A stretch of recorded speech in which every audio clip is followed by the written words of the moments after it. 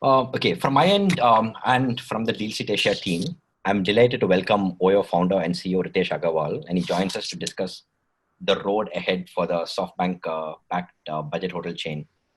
Um, from dizzying global expansion and lofty valuations to increasingly being referred to as the next WeWork, it's been a roller coaster ride for the last 12 months for Ritesh and Oyo.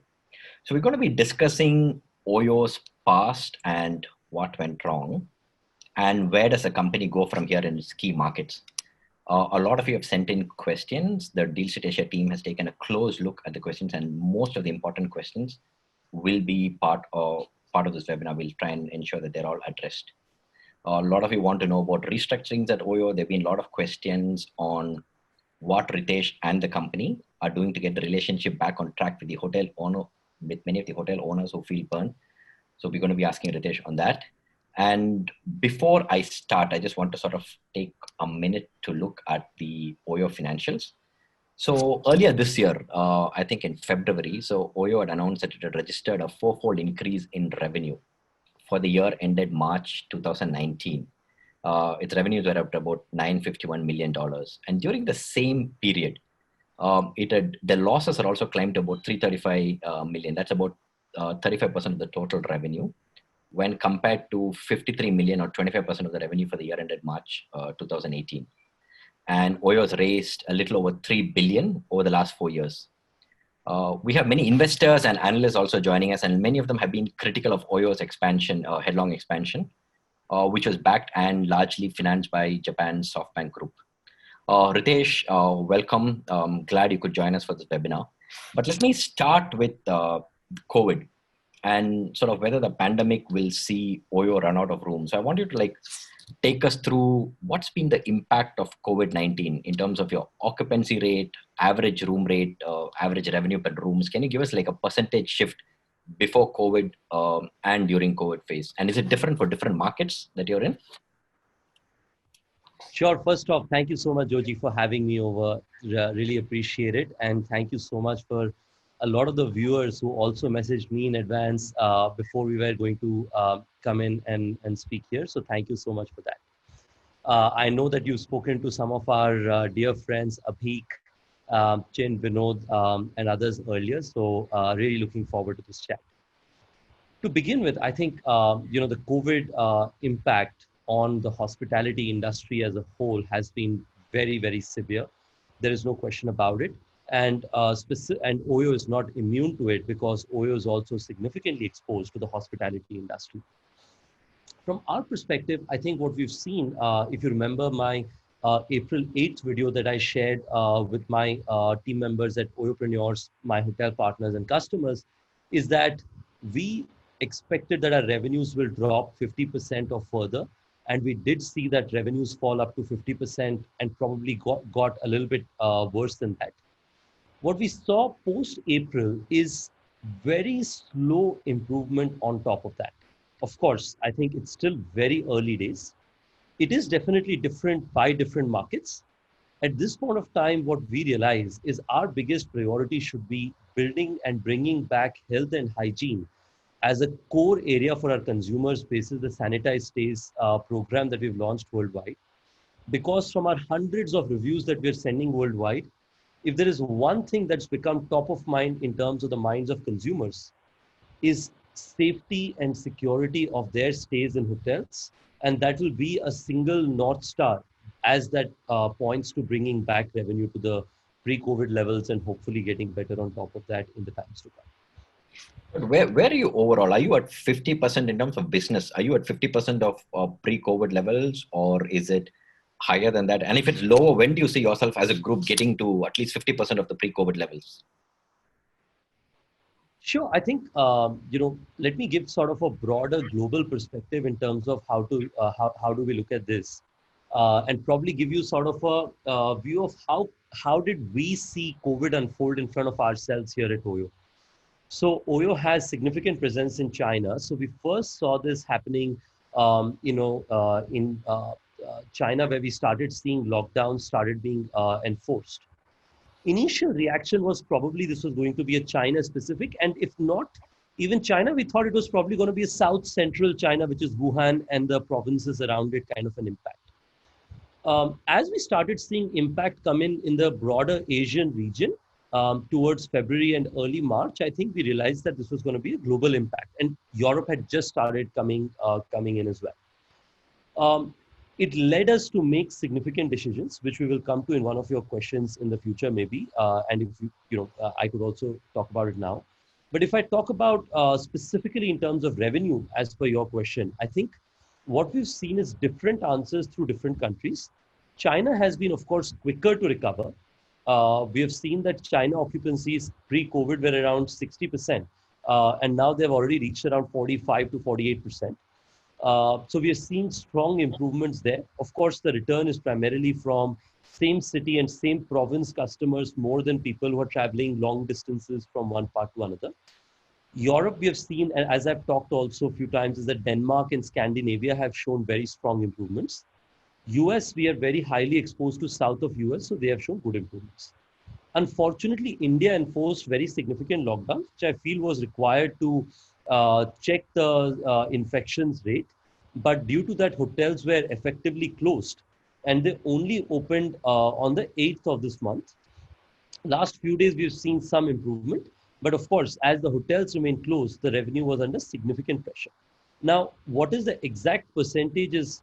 Now's not the right time for me to share, but what I can tell you is it's slowly improving from worse than 50% in April.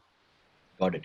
But can you, sticking to China, so is it possible to benchmark the recovery that you've seen in China to some of the other markets where you operate in? Because you operate in Southeast Asia, Europe, Japan, US outside India, which is your largest market. So can you benchmark China in all of these markets?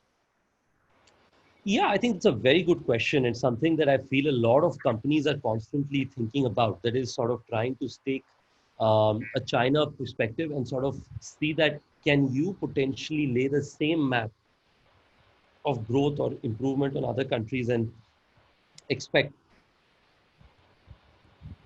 whether the world will come back the same way.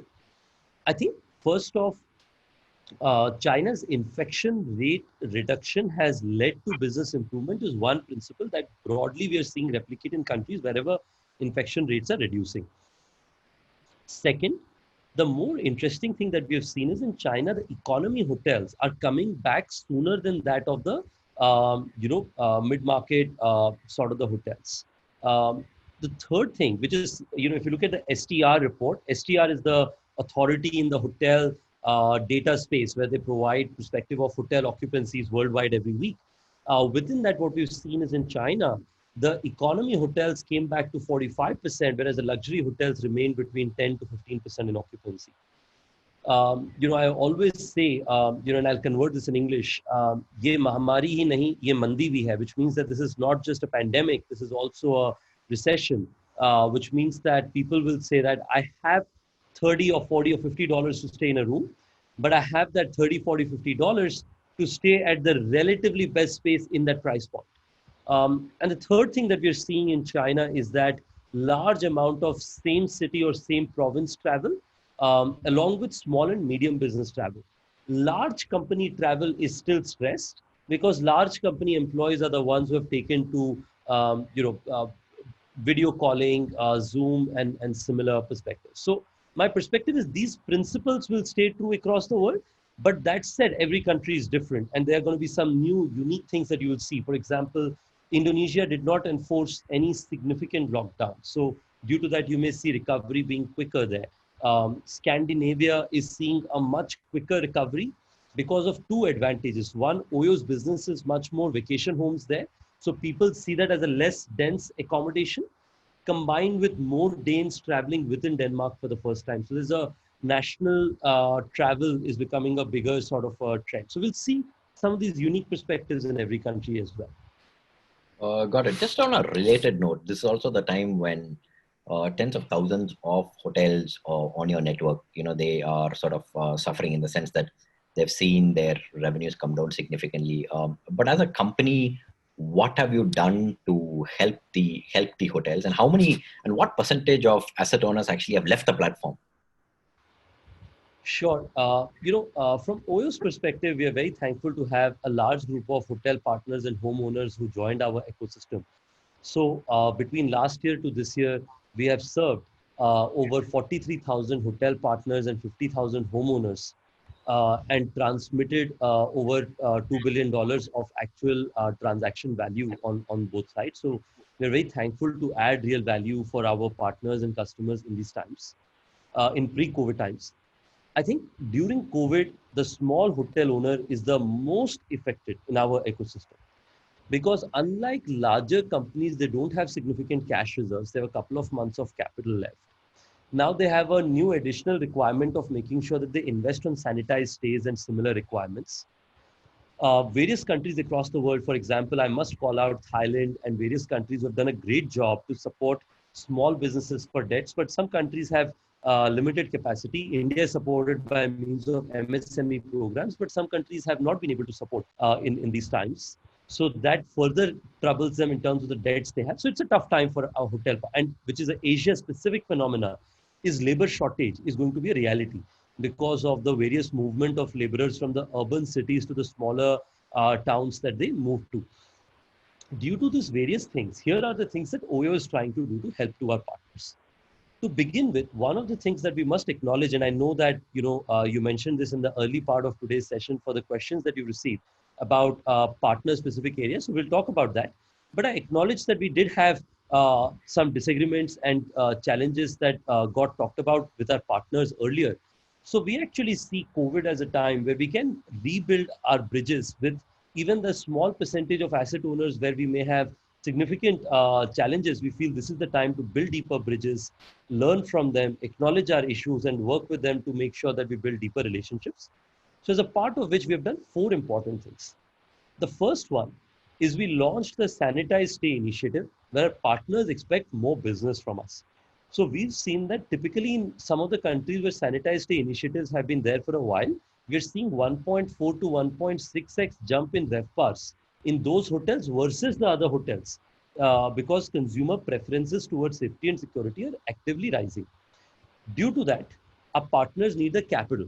So we have provided for across the world, but for instance in India, 24 crore rupees of rebates to our partners who open their hotels back in order to make sure that they can take that capital and invest that in terms of improvement in their underlying asset. Second, we have set up a global program where in each of the country with all the government support that exists to help our partners access the government support. For example, in US, the PPP program, in Europe, various programs that have come in Southeast Asia and so on. Of course, I must call out that OYO chose not to take benefit of this program in the US, given we would like more small hotel partners to take benefit. Third is in terms of staff, we have built significant amount of engagement and products to make sure that partners can speak to each other and support each other. And the fourth, which is the last one, is we've tried to make sure that we help our partners to provide the technologies by means of which they can operate their hotels in better efficiency. You've traveled to a lot of hotels, and invariably, you and a lot of our listeners today may relate to that if they went to hotels, they would look at 10 people standing behind the desk, 20 people outside the door. And a lot of times you may reflect on it and think that why are so many people there? And I think over time you will see hotels being more efficient, not as a choice, but as a unfortunate requirement in the times to come. I feel technology will take a centerpiece in the times to come. So these are a few things. Beyond this, we're just talking to more partners. I speak to at least 5-6 owners every few days, and everybody in my teams are talking to them. We've held hundreds of sessions with owners. So we are trying to do all of those things on the parallel. Got it. So, Ritesh, you spoke about what you're doing during these times, but even before COVID, the OYO brand sort of in terms of it's been under fire. If you look at many of the news reports, if you look at social media, there's been a lot of complaints from both sides. One is the hotel owners, many of them saying that, OYO has failed up to deliver the promises of, let's say, guaranteed revenue. But even on the consumer side, many of guests had complained about not so clean rooms, watch booking. So how are you sort of addressing the larger issue? And this is not specific to what you're doing during COVID, but the whole thing of complaints, which is a perception of where what OYO brings. Absolutely. That's a very, very important question, Joji, and very opportune. So let me try, and for the interest of our readers, take a couple of minutes and share. What does OYO stand for its consumers? What and why do they join us? What do they like about us by geography? And I'll give slightly higher level because I can't go very deep in a smaller session, but I will try to be as detailed as I can. And on the other hand, I will also talk a little bit about similar perspectives from our partners. So let me begin by OYO's consumers. Last year, OYO served around, give or take, 41 million consumer families across the world. And they chose OYO because of a few specific areas. They chose OYO because they like OYO in terms of its reliability. They feel that OYO provides certain level of minimum standardization or predictability that they can choose, which is why globally our ratings are 7 plus. You'd be interested to know that our Southeast Asia average rating, is 7 plus. But not just that, 77% of our hotels in Southeast Asia are actually rated around 8 or higher, which is one of the highest, hotel groups with that kind of rating, or those many hotels in that rating. 60% of our customers who come directly to our platform in Southeast Asia repeat. So that gives the perspective of reliability. Second is pricing. What is established is OYO provides a price that is truly something that meets the needs of the middle income consumer across the world, whether you're in Jakarta or in Thailand or Vietnam or Philippines, India, UK or US. You look at the room and then you look at the price and then you look at the rating, and then you sort of, more often than not, our consumers look at it and say, this is a great deal. The third thing our consumers like us for is providing good amount of ease of booking. If you use our app, it's probably one of the quickest booking products in the world right now. You push a button, the booking gets done. And the fourth one is ubiquity. A lot of people have told me that in Jakarta, when we drive, it's almost impossible to miss OYO hotels, which means that they know that if I'm traveling to West Jakarta, North Jakarta, anywhere, I'll get a good quality room, right price, the right location. Now, that said, what are the things that we feel very good about, and what are the things we feel are the reason why we receive critical feedback for, and what are we doing to improve this? What we feel good about is the repeat rate. In India, 90% of our revenue is repeat or word of mouth. So we spend almost no money on marketing. If you look at our financials of last year, for $951 million of revenue and roughly 600 million of revenue in India, I think our marketing expenditure on that would be less than, I think, 3% or 4% if you look at the specific line item of marketing that we spent last year. Because it's truly a consumer-based brand. Our biggest expenses were in people-based expenditures, which is talent that we try to recruit, specifically in technology, problem solving, and similar operations. What did we not do well? What is the place we received the most criticism for? So let me begin by sharing that in Southeast Asia specifically, this challenge has been extremely low. We've received very good feedback there. Recently, we have had specific feedbacks on our refunds, and that's an area that we're actively working to make sure that our consumers get significant upside. But that said, Southeast Asia typically has been a market which has probably been one of the best performing markets for OYO globally on customer service. But let me give a context of India, which is also where I believe a lot of your readers and your listeners today may be from, and it's also our home market, so I must share about that. In India, we've received feedbacks about two specific areas. The first one is on check-in experiences. For that, where a lot of our consumers, not a lot, I mean a small percentage, 0.0 some percent of our customers, but at a scale of millions of consumers, that 0.0% is also a very significant range.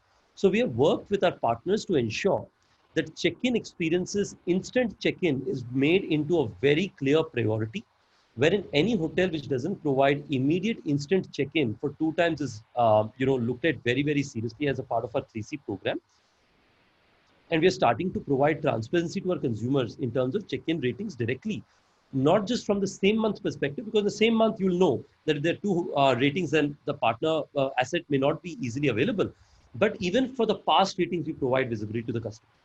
And the second, sometimes consumers have said that I have stayed at OYO's 14 times, 13 times were great, but the 14th time the experience did not feel like I was staying at the OYO hotel, which I had stayed many other times, with respect to various parts of our experience, for which we always have had a 140-point checklist that we've constantly ensured to make improvements on.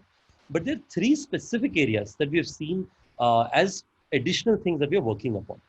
The first one is we have seen that more or less expectation setting is also an important area of service quality. For example, our readers who have seen or understand the Indian real estate will relate that in Gurgaon you may get an Oyo room for a 250 square feet room, 150 square feet washroom with great flooring, granite or marble flooring, and maybe a swimming pool as well. But if you take the same experience to Mumbai for 2,900 rupees, you may receive a 150 square feet room with a 7 feet height ceiling, which for a consumer may be an expectation mismatch. But that's unfortunately the impact of real estate in India, and similar for various countries, by the way. Some countries would have a city where, for example, if you look at Bali versus central Jakarta, and similar perspectives in various other parts of the world. Second is the area of ensuring our small towns. We realize that there are lots of small towns where we have business in, which provide less than 1% of our revenue in India, but where if you get the best hotel as well, the effort to make that hotel into the Oyo quality is too high. Due to that, starting January this year, we focused on 450 cities, 400 to 450 cities, where we will grow in the future. And the third, we genuinely have had some misses of hotels which did not have detailed audit of this 140 points, and we have run in Q1 of this year a complete re-audit of our assets, and we have made significant decisions to ensure that we only bring the best products. Due to which last 4 months, between January to April, pre-COVID of course, we saw some of the best repeat rates in our business, even higher than the pre-COVID repeat rates, which were already quite high. That's the consumer segment. Do you have any follow-up questions on the consumer? Otherwise, I can talk about the partner segment, Joji. So you can continue with the partner segment, so we can just take all of it together. Yeah. So on the partner side, this is an area which has been a global feedback, because consumer was a lot more of India specific and more or less globally between China, Southeast Asia, Japan, Europe, and US. More or less, we've been able to do a significantly better job, even though in India the repeat rates are so high at 90%, but that's partly to do with the base effect as well, because a large number of consumers we have. But on the partner side, I think, why do partners come to Oyo? Partners come to Oyo because of 4 primary reasons. The first one is they get more direct business from Oyo and its brand. For example, in Southeast Asia, India, and Europe, we get anywhere from 50 to 85% business through Oyo's self platforms. Second, partners join us because we bring them demand from higher demand from our third-party partners. For instance, we've seen that in the United States, hotels that join us, we've seen that we give them higher occupancy through third-party digital platforms by 50 to 60% on a year-on-year basis. They join us because we provide them good technologies like Oyo, OS, and others, because we give them a brand or a signage outside which leads to more walk-ins. In this, we are very happy that in the last couple of years, we've been able to give significant jump in RevPARs to our asset owners. But that said, there are 2 primary reasons our partners have given strong feedback to us. The first one has been the area of policy improvements. In India, Oyo manages approximately 20,000 hotel partners, and globally around 43,000 hotel partners as a part of our ecosystem. What we have seen is that as the company has grown significantly, we believe that our policy changes, like most other e-commerce, ride-hailing, and similar companies, will be shared in the form of digital format, where we share the policy changes. For example, e-commerce company may say that the delivery time has to be X, or the counterfeit goods cannot be given, and so on. In the same way, Oyo would have policy of saying that you need to provide instant check-in and a certain kind of quality of experience, and so on. Those policies, by means of internet-based mechanisms, have not worked well for across my ecosystem. There's a small percentage of partners who either don't fully understand those messages or would like to speak to somebody before they fully make up their decision. Due to that, there has been disputes that have come. For example, let's say there is a specific new policy of 3C services, where we say that if you provide a poor quality of experience, your hotel will get trended down and there may be a fine that gets included because of that bad experience. You have 30 days or 60 days to make the decision whether you agree with this policy or not. And if you don't, you have a 30-day notice period to leave our chain. We respect your decision to leave it. And if you choose to leave it at the end, in the period of your notice, also this policy will not be implemented. But that said, some of my partners would like to hear more directly from us about this policy. Due to that, we, when we charge that fine or if we reduce the rating, they say that this amount is a dispute. That is where the disputes begin. We have tried to ensure that in the last 4 months, we make significant changes for that. We have segmented our partners who would like more interpersonal and call communication. And we have set up what we call our SAM team, who's primarily account managers, whose responsibility is to constantly engage with our partners and ensure that we resolve any of the challenges that come. Second area, that is in the area of price volume equation. A lot of times, if you speak to our partners, some of them may say that the pricing that OYO sets is very low, right? The reason for that is our dynamic pricing system, which is very different from how real estate rentals existed earlier. In India, for instance, if you relate to it, or even in Southeast Asia, when you go to search for an apartment rental, invariably you will meet a landlord who would say that if you want this apartment below 1 million rupiah or let's say 1 lakh Indian rupees, I will not be willing to rent this apartment. In fact, I'm happy to keep it empty for long period of time until I get somebody. That's the same perspective that if you look at it from a hotel view, doesn't make sense because you will have same hotels, some rooms selling for a very high price and some rooms selling for a very low price. So hotel partners, which are over 90% of our partners who give us full latitude on pricing, have seen that they receive 44% higher RevPAR. In hotel industry, RevPAR is a acronym or maybe even a jargon. What it means is occupancy multiplied by ARR, which is average room rental. So 3,000 rupee ARR multiplied by 20% occupancy, 600 rupees RevPAR versus 1,000 rupee ARR at 80% occupancy is 800 rupees RevPAR. I would take this latter any day because the hotel industry is typically a fixed cost industry.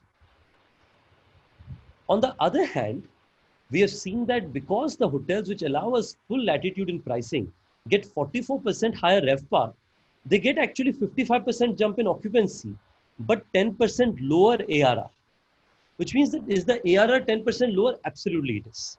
But the RevPAR is 44% higher in terms of return.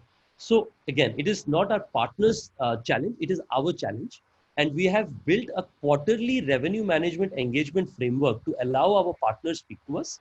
And sometimes our partners do have unique perspective where they know in a local city what is happening due to which the prices need to be increased. So we have allowed our partners a product called the Tariff Manager, where our partners can increase prices by $3 to $4.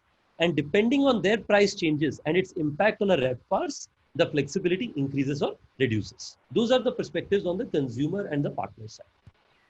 But Ritesh, a lot of complaints from the partner side, and I'm taking this question that's coming from Bharat Sikri, is that, there are lots of been reports of partners not being paid on time, while, OYO is in a significantly sound financial position. And that's a lot of social media complaints are related to this one issue on partners getting paid in time.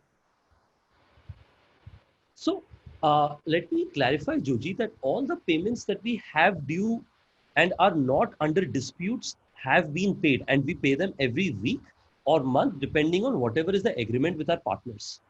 The reason of dispute is exactly what I mentioned earlier, that there may have been a policy change. Our partner would not agree with that policy and would say that basis that policy, if there is a fine or a fee, I don't agree with paying that. And that is where the dispute exists. And we have resolved majority of the disputes that exist. And if there are any that exist, and there are some that exist, we are constantly working with our partners on those. If there are any that you come across, please share them with us. We will actively work with our partners and ensure that we share with them about the dispute, the context of it, and why somebody in the team would have either accepted it or have had some kind of engagement with us on that specific area. Good. Do you also, you explained all the steps that you're taking, but what about when it comes to Oyo's business model? Does that also need a significant change in the post-COVID era?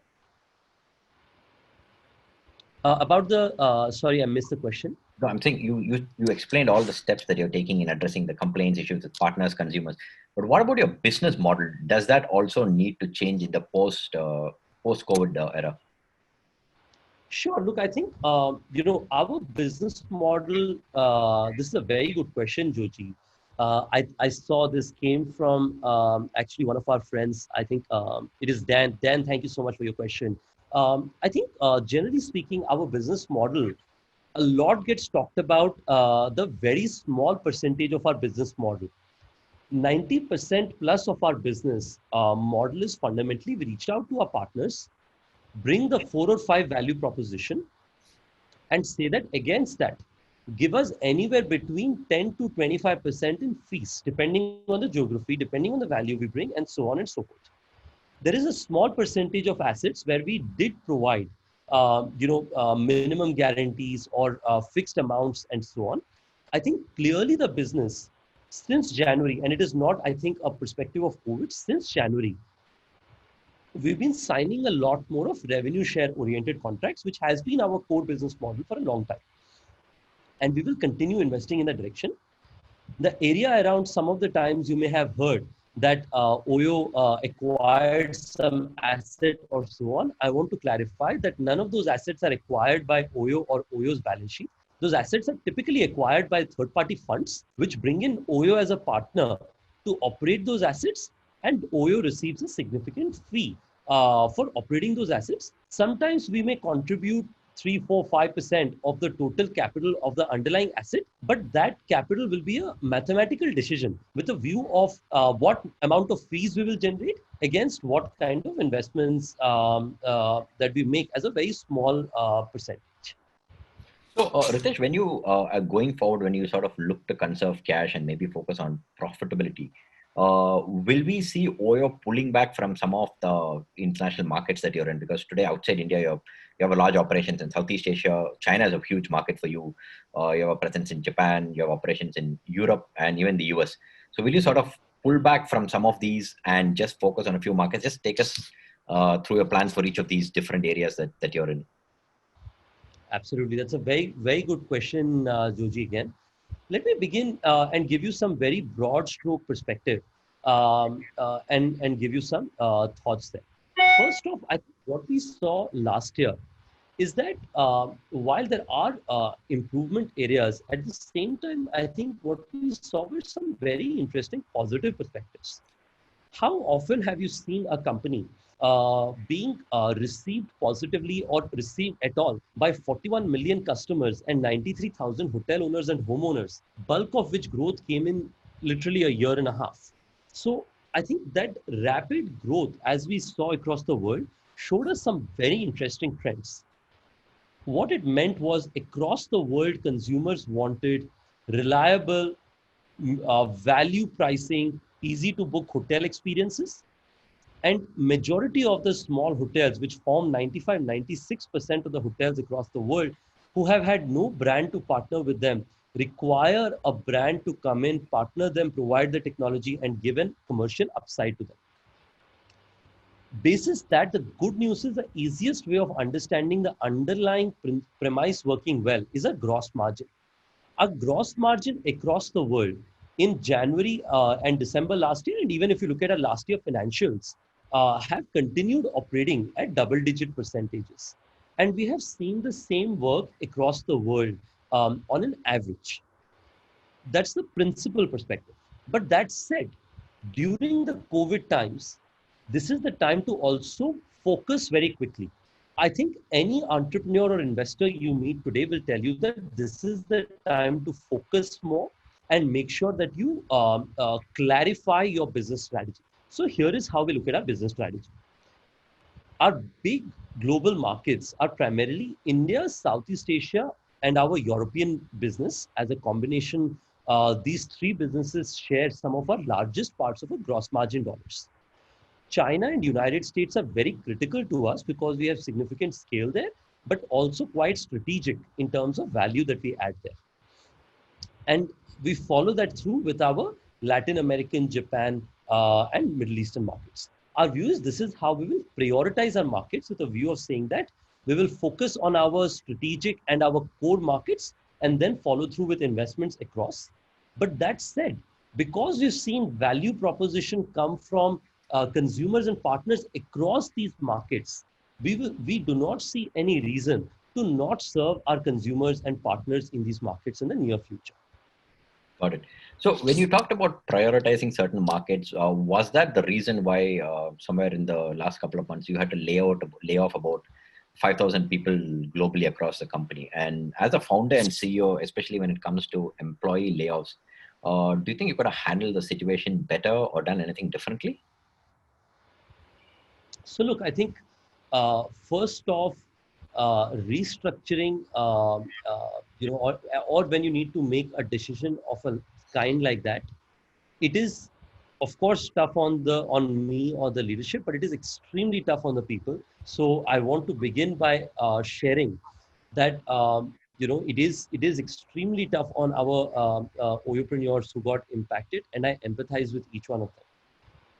Let me share some of the context about Oyo and its talent perspective. For context, and I will talk specifically on the January view. So Oyo's talent as a perspective, we've traditionally been one of the houses which has attracted some of the best talent in every region. If you look at Southeast Asia, if you look at the kind of leaders we've brought there, if you look at our leaders in India, in China, in US, Europe, we traditionally have been great talent attractors, which has reflected also in the form of last 5 years in a row, top 5 companies or top 10 companies in LinkedIn to work for, great places to work for. One of the most stable management teams. We've never lost a single senior leader in the history of our company. So a lot of those things have allowed us to be a brand, which is truly something that people reflect back and we're proud about. But that said, I think last year, one of the things that we did not do right is we added 3.5 times the number of people of the base that we had earlier. And what we had done similar scale up before that, but a scale up of talent when the company grows from 100 million to 500 million or 500 million to a billion is very different from when you grow from a billion to many billions in terms of revenue growth and consumer growth and partner growth. With that perspective in mind, it takes time to be able to share and transfer, learning systems, processes at that scale. And I think that's one thing I wish I would have reflected back and put the systems and processes in place, because we had scales equally or larger before that, but in a very different base of scale.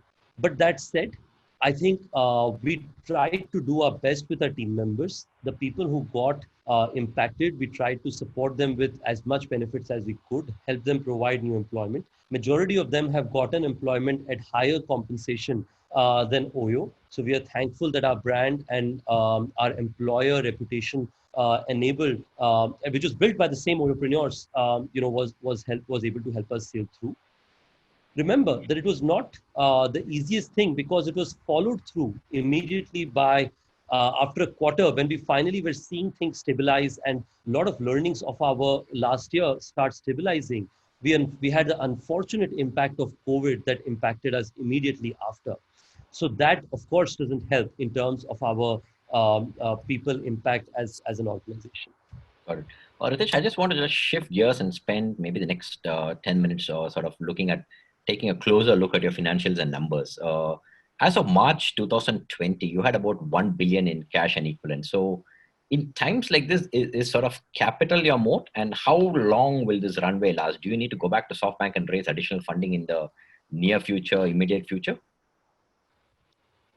So Oyo has $1 billion plus in terms of capital reserves today, as I have mentioned earlier, across its group companies.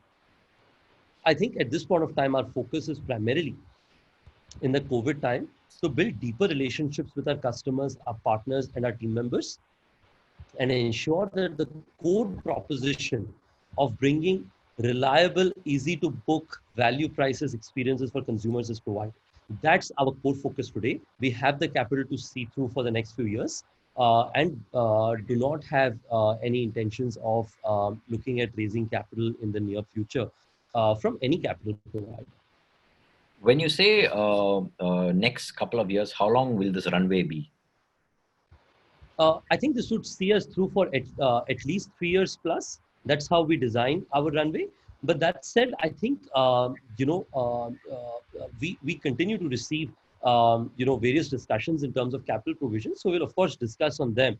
But that said, I think as an organization, we have the capital to see through this period and come out hopefully invest in hopefully coming out stronger on the other side. So our focus at this point of time is primarily on our underlying business and operations. Got it. You said you continue to receive interest, on capital provisions from, maybe I would assume that from potential investors. So, you had met the CEO of Accor in Paris last year, and there was speculation of, Accor acquiring Oyo or picking up stake in the company. Do you see that something like that happening going forward, where a large hotel chain comes in, invests in you, pick up a stake, or buys you out? Is that the way forward for the company? So, I think first off, Sebastian, who leads Accor, is one of the most high quality hotel operators and a great friend of mine and our company. And I'm very inspired by the way he's also fighting this crisis. So let me also use this as a way to congratulate him. I think at this point of time, like I told you, our focus is to build our business and focus on our consumers and our partners. We believe that in the long term, Oyo will continue to invest on its own competencies and create some significant impact.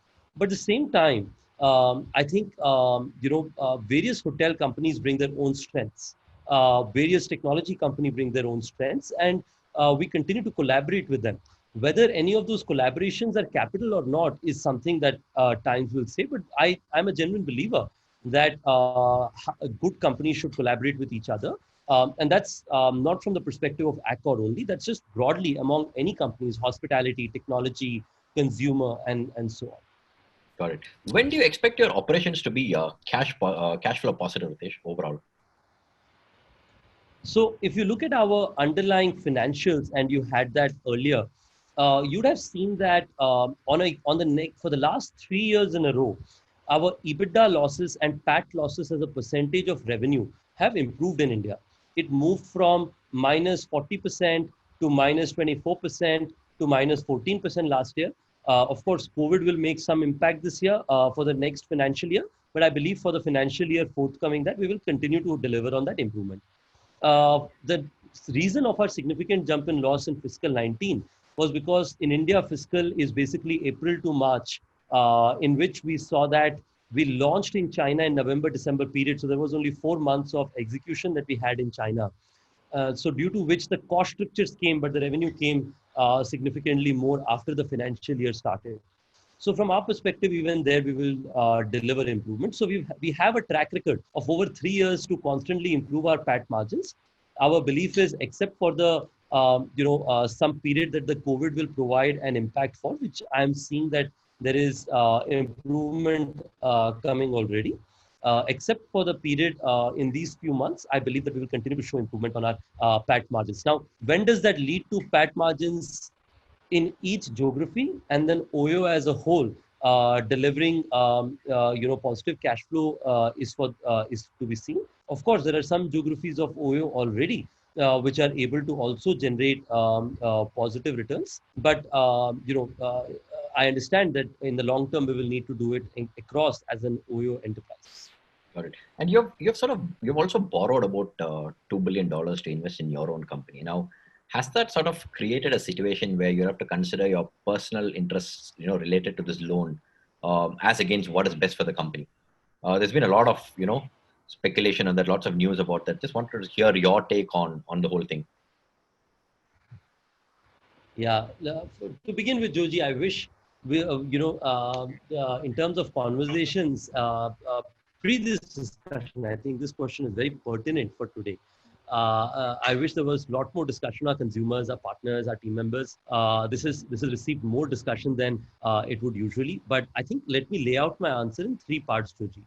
The first one is, I think this is a testament of my belief in the company very few entrepreneurs who take the risk or commitment to try and invest in their own company significantly more versus having some secondaries in the business, which I don't feel is wrong. I'm just saying that that's how I have looked at our business so far. And I hope to continue owning a large part of the business and investing behind our business in the times to come as well. The second bit is a lot has been written, but because I have never spoken about it, the structure is unknown. So I have always said that this capital has been provided by financial institutions, which could include various kinds of financial institutions. So it may not be the same structure as the one that you mentioned. What I can share is that over the next few years, I think there is no immediate pressure in the form of there was some speculation of a margin call or anything like that. I can clarify to you that none of those exist. That structure is designed also to make sure that I invest and do what is right for the company before anything else, because that's the reason why this transaction was done. And that's how I have thought about the business in the past, continue to think now, and will continue to think in the future to truly build OYO as a product and an experience that people look back and families and of both consumers and families of partners sort of feel that they've been positively impacted by. Yeah. A related question on this is also there's been a lot written on questions related to your corporate governance. And I think because you haven't spoken about this loan, the structure, and everything. So, what's your take on lots of people asking about corporate governance issues at OYO? Sure. I think that's a very important question and something that we as a group talk quite a bit about. I think for us here at OYO, we've learned that in private companies, more often than not, boards which help drive the business are primarily investor board members or management board members. I believe, and our board believes, that great company boards are driven by professional, high quality board members who have significant experience under the belt, like Steve Albright, who's been an audit chair on 12 public company boards, Betsy Atkins, who's been a governance and nominations chair on various public company boards. Bringing them on the board allows you to really build a business which is operated with very high quality corporate governance, as a part of which our company thinks about it in 4 different areas. The first one is most of the decisions we take are benchmarked to the best global practices in terms of OYO board level systems. Partly also because while we have recently announced some of our board additions, they were truly operating together pre-COVID. So I really enjoyed the opportunity to work with this fantastic board through this COVID times and working with them to navigate through these very interesting times in the crisis. Steve Albright, who's been on the board of FASB in the US, has been a 12 company audit chair. Troy Alstead, who was number 2 to Howard Schultz at Starbucks, was a CEO there for a long time, also CFO during the financial crisis and helped see the company out of that. Betsy Atkins, who's been a governance chair and on the board of companies like Volvo, SL Green, and various fantastic companies. I think my perspective is board members like these have enabled our company to be actually one of those few private companies which operates with a corporate governance which is deep involved. I think there is, of course, some of the questions that has been raised about how can we work and enable our partner systems and policies, consumer systems and policies better.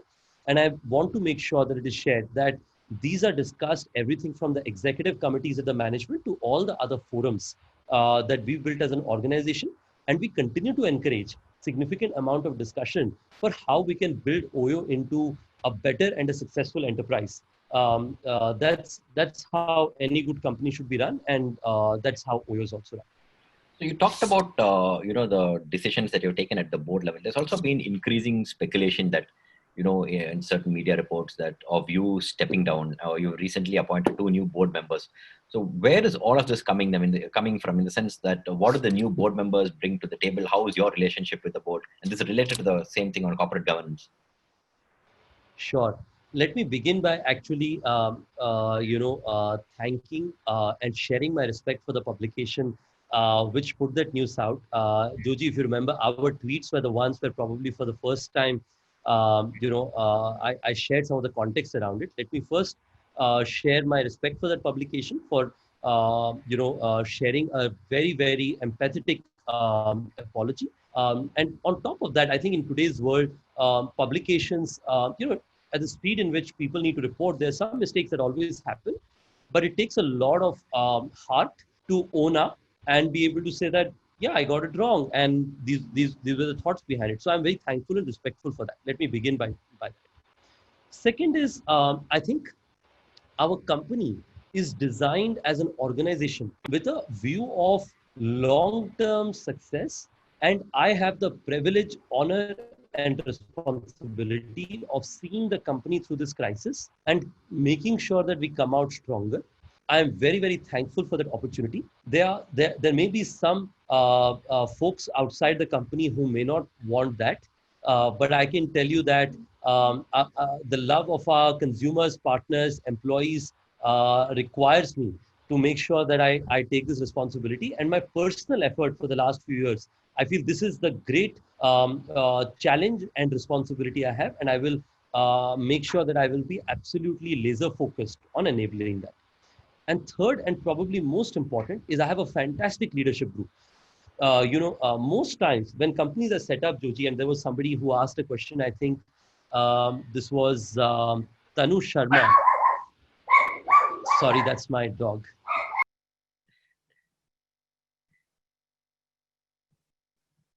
I think you're on mute, Ritesh.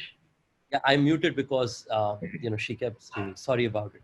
I think the last bit is that we have a fantastic management which has worked together with us to be able to build a strong business. A lot of young companies, like Tanu was mentioning, she asked what is one of the questions that you'd have. I think there's a very basic perspective that a lot of companies, when they started with good qualities of managements who are traditionally friends or college mates of entrepreneurs who started those companies. For us at Oyo, we didn't have that choice. I started this company very, very early in my life journey. Due to that, I had no choice but to bring professionals like Abhinav, Dr. Mandar, who served for 15, 16 years at McKinsey, bringing in people like Raj, who worked on the investment side for a long time between Naspers and PayU, and other leaders like these. That has truly enabled us to be able to operate as a strong management group all this period of time, which has ensured that I can focus and spend the time on just setting the vision, problem solving on some very interesting areas. And invariably, leaderships are more respected who bring strong leaders rather than the other way around, is what I have learned over a period of time. Got it. Ritesh, we're running out of time, but I just want to spend a couple of minutes on SoftBank, and a series of one or two questions on that, and perhaps one of the most important questions. Just wanted to know, ever since we've had there was a mega flop of the whole WeWork fiasco, a lot of skeptics have sort of sounded the alarm on other companies in the SoftBank Group's vision fund, and they often point to Oyo. So what's your reply to these comparisons, and what have you learned from the whole the WeWork episode? Sure. Look, I think first off, I want to share that as entrepreneurs, one of the trait for entrepreneurs and for us broadly as Oyopreneurs is that you should always be learning and keeping an eye on large global situations and impact. So we are constantly learning and improving ourselves as a company from every situation, including that of the specific company that you mentioned and the outcome there. That said, I think if you were to take logical number view, it's very hard to put any of those numbers together. Our parent company has raised $2.5 billion, and you saw the financial numbers. The total losses till date is approximately $400 million until financial year ended 19, which is very different from various other businesses. Our growth rate, our operating efficiencies, and various things are unique, which is why and it is not to sort of share anything unique about Oyo. All I mean to say is that every company are unique in their own perspective, and no two companies are the same. In my view, I believe that most important for our company is to make sure that we continue focusing on our consumers, on our partners, our employees, and continue building a good business. Back in the day, you may remember there was significant impact on one of the large Indian, unicorns in 2016-17 period. And for people, it was the easiest to call us by saying that it is the next that company. I believe that it is a similar thing at play. I don't believe that it is my time or thing to be able to disagree or share defense perspective there. My only view is our focus is to build a great company with our consumers, partners, and employees. And in the years to come, I would hope that our execution and its credibility will hopefully bring the results that various analysts and viewers will be able to see our impact on. But are all this negative press and all of that in any way impacted your relationship with SoftBank and Masa, in the sense that SoftBank has been booking profits on your rising valuation for the last couple of quarters? So now will they be forced to sort of take losses on your investment? There's also other bigger issue of Masa's personally guaranteed the $2 billion loan that you took to buy back your stake. And in this current business environment, is that guarantee at risk? Sure, I will not comment on the guarantee perspective, but just share that, like I mentioned earlier, there is no margin situation, which is what has been speculated. I want to emphatically that none of the margin call equivalent systems exist. And partly what's also not fully understood is the structure of the transaction. The area in terms of our relationship with our shareholders, look, we have a fantastic list of shareholders. Probably three of the 10 most valued private companies in the world are shareholders in our company, like Didi, Airbnb, Grab, and others. We have shareholders in the form of fantastic funds like Greenoaks, Lightspeed, Sequoia. We have the best large companies in countries like that of Hero Enterprise in India or China Lodging Group, HTHT, in China. I know that there's a question from somebody who had specifically on HTHT. I can't see it now. But generally speaking, I think all our shareholders have been very supportive of the company's long-term progress. I have been in touch with almost all my shareholders over the last few months, and I have, seen broad-ranging confidence and belief in Oyo's long-term future. My belief is Sonsan is one of the innovative thinkers of our generation. And whenever I get the opportunity to speak to him, I'm very enthused. Of course, I get very few opportunities to speak to him, but whenever I do, I learn more. SoftBank's primary engagement with Oyo is on the board, where we also have fantastic independent and non-executive board members. And we have together worked with a very simple premise of building Oyo into a successful enterprise. So in my view, press, opinion is very important. But at the same time, I think as we build our company and create significant improvements, we believe that people will take a look at it, and that will also change over a period of time. Ritesh, we're close to 3 o'clock. I want to just ask you to stay on for 5 more minutes so that we can take a couple of questions from our viewers. One of the things that I wanted to ask you is, in the current situation with all the news around SoftBank, in the sense, having them on your cap table, has it sort of been a positive or a disadvantage for you? And also, like, your whole, you're in your 20s, you've raised several $1 billion. So what's the fundraising experience with SoftBank like? So again, I think for the past, today, and in the future, I think having shareholders like the ones we have is truly an opportunity, and something that most entrepreneurs would aspire to get. So I believe that we are very thankful to have all our shareholders, including SoftBank, as a part of our list of shareholders. I think our capital raising with SoftBank was very similar to how large-scale private equity firms' capital raise process will be, which is, there was a team that spent significant time on the ground, understanding from our consumers and our hotel partners, looked at our unit economics, our business, market sizing, had multiple teams who met our internal groups, and at the end they made a decision. It went through multiple rounds of negotiation, and we looked at a closure. But remember, when we brought in capital from SoftBank, we had capital already from Lightspeed, Sequoia, Greenoaks Capital, which is also a very large investor in Coupang in Korea. So we've seen all of those investors also helped us put more thought together as to how the cap table could look like in the future. Yeah. Another audience question that we have is in hindsight, your 8 to 9 years journey in building Oyo, what do you think you would have done differently? Look, I think the value of hindsight is very, very powerful. And I think every year when you reflect back, you see that there are few things you could do better. And then the next year you try and come and make improvements on those. So that's been the policy we've operated all through. That is, any entrepreneur's most important job is to do three things. First is constantly learn. Basis learning, whatever they do right, double down on those. Whatever they don't do right, make sure that whatever has not happened right, you acknowledge them. And third, whatever you have done right, double down and execute more of that, which is, who would have imagined that a young company serving a few hotels in Gurgaon could serve, thousands of cities where you can point to a hotel signage and say that I can get a reliable, low-priced experience in, 80 countries across the world.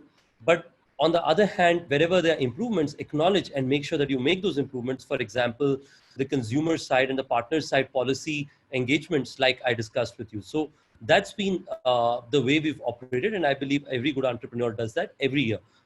Because even when you become a company, when we were a company which was 10 hotels in Gurgaon, we used to do this.